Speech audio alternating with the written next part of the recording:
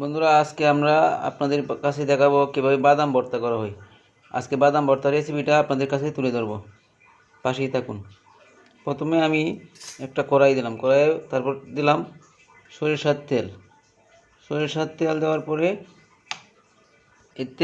পরে আপনার একটু গরম হলে আমরা পেঁয়াজ কচিগুলো দিয়ে দিব। পেঁয়াজ আর রসুন একসাথে দিয়ে দিব, দিয়ে একটু লাল করে নিব আর কি।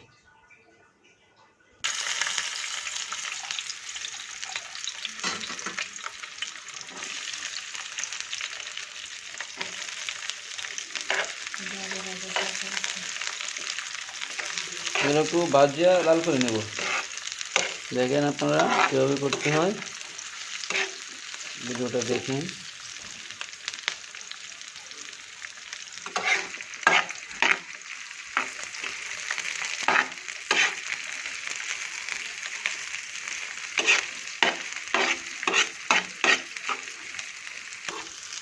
আপনার পেঁয়াজ রসুন ও কাঁচামরিচ শুকনো মরিচগুলো এখন হয়ে গেছে, লাল হয়ে গেছে। এখন আমরা এগুলা এখান থেকে সরাই নিব।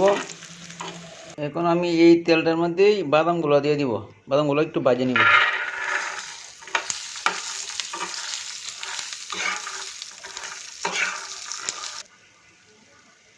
বাদামগুলো কিছুক্ষণ এই ভাজার পরে একটু লাল হয়ে যাবে, তখন আমরা এটা এই কোলা থেকে আলাদা করে নিব। এখন আবার তো লাল হয়ে গেছে, এখনই আমরা তুলে ফেলবো এখান থেকে। একটু হালকা মরিচ সে ও পেঁয়াজে লবণ মিশিয়ে শুকনা মরিচগুলো ও পেঁয়াজগুলো একসাথে এই কষায়া মাখায় নিব। এখন আমি পেঁয়াজ কুচি ও রসুন কুচি এবং কাঁচামরিচগুলো